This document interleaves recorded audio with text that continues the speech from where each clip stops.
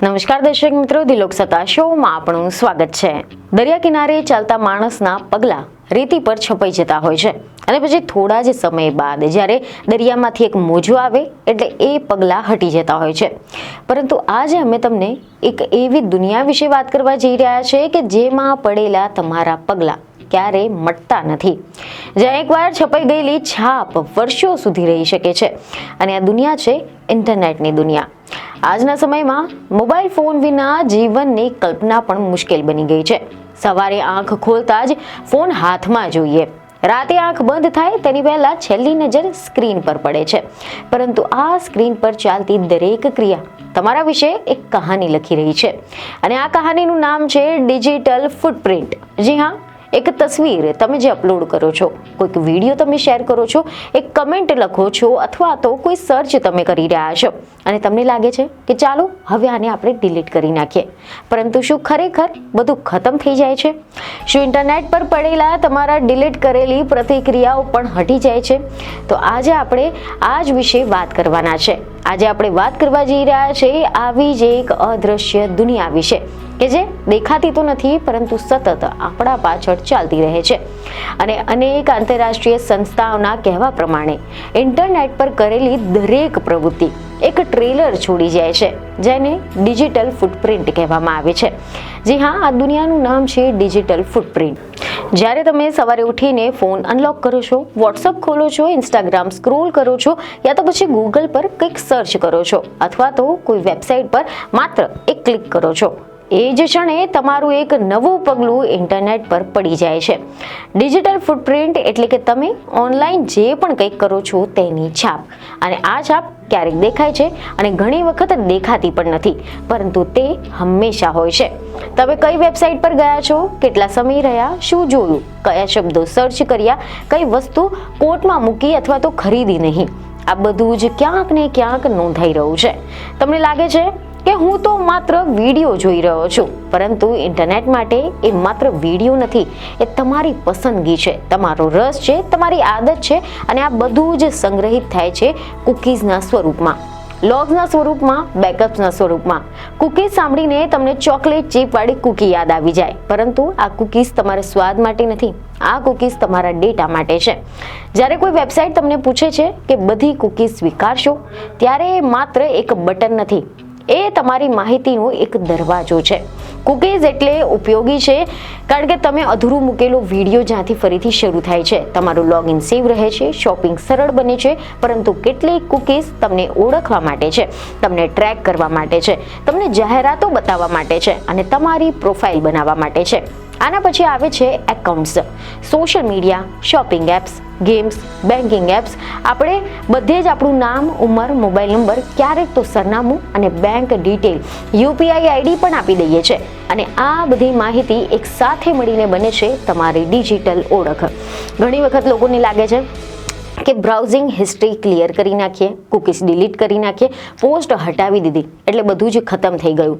પરંતુ હકીકત આટલી સરળ નથી. મીડિયા અહેવાલો અનુસાર આ અંગે કેટલાક સાયબર સિક્યોરિટીના નિષ્ણાતો કહે છે કે તમે તમારા ફોન યા તો પછી કમ્પ્યુટરમાંથી કંઈક પણ ડિલીટ કરો, પરંતુ એ ડેટા સર્વિસ પ્રોવાઈડર, કંપનીના સર્વર, થર્ડ પાર્ટી સાઇટ્સ અને ક્યારેક તો સરકારી સિસ્ટમમાં પણ સંગ્રહિત રહે છે. અને આ ડેટા ક્યારેક ડિલીટ થાય છે અને કયો ડેટા કાયમ માટે રહે છે તે સમજવું સામાન્ય યુઝર્સ માટે ખૂબ જ મુશ્કેલ છે. વિશેષજ્ઞો જણાવે છે કે કૂકીઝ ડિજિટલ ફૂટપ્રિન્ટનો એક મોટો હિસ્સો છે. જ્યારે કોઈ વેબસાઇટ તમને પૂછે છે કે બધી કૂકીઝ સ્વીકારશો, ત્યારે એ માત્ર એક ઔપચારિક પ્રશ્ન નથી. આ કૂકીઝ તમારા દ્વારા લોગિન ડેટા, શોપિંગ કાર્ડ અને તમારી પસંદગી અને તમારું વર્તન નોંધાય છે. મોટાભાગની કૂકીઝ હાનિકારક નથી હોતી, પરંતુ એ તમારા વિશે એક પ્રોફાઇલ બનાવે છે. તમે શું જોવાનું પસંદ કરો છો, શું ખરીદો છો, કેટલા સમય માટે કઈ સાઇટ પર રોકાઈ રહો છો. આના પછી આવે છે social media apps, Facebook, Instagram, x, WhatsApp, online shopping, games, બધા જ માટે આપણે પ્રોફાઇલ બનાવીએ છીએ, જેમાં આપણે નામ, જન્મ તારીખ, સ્થળ, મોબાઈલ નંબર, ક્યારેક તો બેંક અથવા તો યુપીઆઈની વિગતો પણ નાખીએ છીએ. અને આ જ બધી માહિતી મળીને એક સંપૂર્ણ ડિજિટલ ઓળખ તૈયાર કરે છે. સૌથી મહત્વનો સવાલ અહીંયાથી શરૂ થાય છે કે શું આ ડિજિટલ ઓળખને સંપૂર્ણપણે હટાવી શકાય? તો એવા રિપોર્ટ સામે આવ્યા છે કે સુપ્રીમ કોર્ટમાં પ્રેક્ટિસ કરનારા સિનિયર વકીલ અને સાયબર કાયદાના નિષ્ણાંતો સ્પષ્ટ કહે છે કે સંપૂર્ણ ડિલીશન એ શક્ય નથી. તમે પોસ્ટ ડિલીટ કરો, એકાઉન્ટ બંધ કરો, પરંતુ જો આ ડેટાનો સ્ક્રીનશોટ લેવાયો હોય, બેકઅપ બન્યું હોય અથવા તો થર્ડ પાર્ટી સુધી પહોંચી ગયું હોય તો એ કાયમ માટે રહી શકે છે. રિસર્ચર્સ જણાવે છે કે કેટલાક પ્લેટફોર્મ અઠવાડિયા કે મહિના સુધી આ ડેટાને સાચવી રાખે છે, પરંતુ કેટલાક ડેટા વર્ષો સુધી અસ્તિત્વમાં રહે છે. થર્ડ પાર્ટી સાઇટ્સ, આર્કાઇવ્સ અને સિસ્ટમ બેકઅપ્સમાં આ ડેટા લાંબા સમય સુધી સંગ્રહિત રહી શકે છે. આ મામલે એક અલગ પાસું પણ છે, જેમ કે મૃત્યુ પછીનું ડેટા. હવે લોકો પોતાના ડિજિટલ વારસા વિશે વિચારતા થયા છે. કેટલાક લોકો વસિયતમાં પણ લખે છે કે તેમના મૃત્યુ બાદ તેમના સોશિયલ મીડિયા એકાઉન્ટ્સ ડિલીટ કરવામાં આવે, પરંતુ કાયદાકીય પ્રક્રિયા હોવા છતાં પણ દરેક કંપની એ ડેટા હટાવે એવું નથી, અને ત્યાંથી ઊભો થાય છે રાઇટ ટુ બી ફોરગોટનનો મુદ્દો. આ અંગે એવા અહેવાલો સામે આવ્યા છે કે નિષ્ણાંતો સમજાવે છે કે જો કોઈ વ્યક્તિ સામે ગંભીર આરોપ લાગ્યા હોય અને બાદમાં અદાલતે તેને નિર્દોષ જાહેર કર્યો હોય તો તે વ્યક્તિ પોતાની પ્રતિષ્ઠા માટે પાછલી કેટલીક ન્યૂઝ, લેખો અથવા તો વિડીયોઝ હટાવવાની માંગ કરી શકે છે. પરંતુ અદાલતના આદેશ બાદ પણ ઇન્ટરનેટ પરથી દરેક સંદર્ભ મટાવી શકાય તેવું જરૂરી નથી. તો હવે પ્રશ્ન એ નથી કે ડેટા કેવી રીતે ડિલીટ કરવો. એ સવાલ છે કે ડિલીટ કેવી રીતે કરવાનો સવાલ નથી. અહીંયા સવાલ એ છે કે પોસ્ટ કરતા પહેલા આપણે શું શું વિચારવું જોઈએ, આપણે આપણો ડેટા કેવી રીતે બનાવવો જોઈએ. તો જો તમારું ડિજિટલ જીવન પણ તમારા વાસ્તવિક જીવન જેટલું જ મહત્વનું છે, દરેક ક્લિક કરતા પહેલા એક ક્ષણ વિચારો.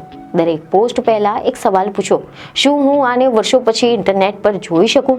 અને અંતે નિષ્ણાંતો એક જ સલાહ આપે છે કે ડિજિટલ દુનિયામાં પ્રવેશ કરતા પહેલા સાવચેત રહો. પોસ્ટ કરતા પહેલા વિચારો, લિંક પર ક્લિક કરતા પહેલા ચકાસો અને તમારી વ્યક્તિગત માહિતી જેટલી જ જરૂરી હોય એટલી જ શેર કરો. કારણ કે ડિજિટલ દુનિયામાં દરેક ક્લિક એક યાદ બની જાય છે, અને ઇન્ટરનેટ યાદ રાખવાનું ક્યારેય બંધ નથી કરતું. ડિજિટલ દુનિયામાં સુરક્ષા કોઈ વિકલ્પ નથી, એ આપણી જરૂરિયાત છે. જાગૃત રહો, સાવચેત રહો, કારણ કે ઇન્ટરનેટ બધું જ યાદ રાખે છે અને તમારું દરેક પગલું ક્યાંક ને ક્યાંક છપાઈ જાય છે. તો આશા છે કે આ માહિતી તમને મહત્વની લાગી હશે, જેથી અમારા વિડીયોને લાઇક અને શેર જરૂરથી કરજો. બીજને એક ખબર સાથે ફરી મળીશું. ધન્યવાદ.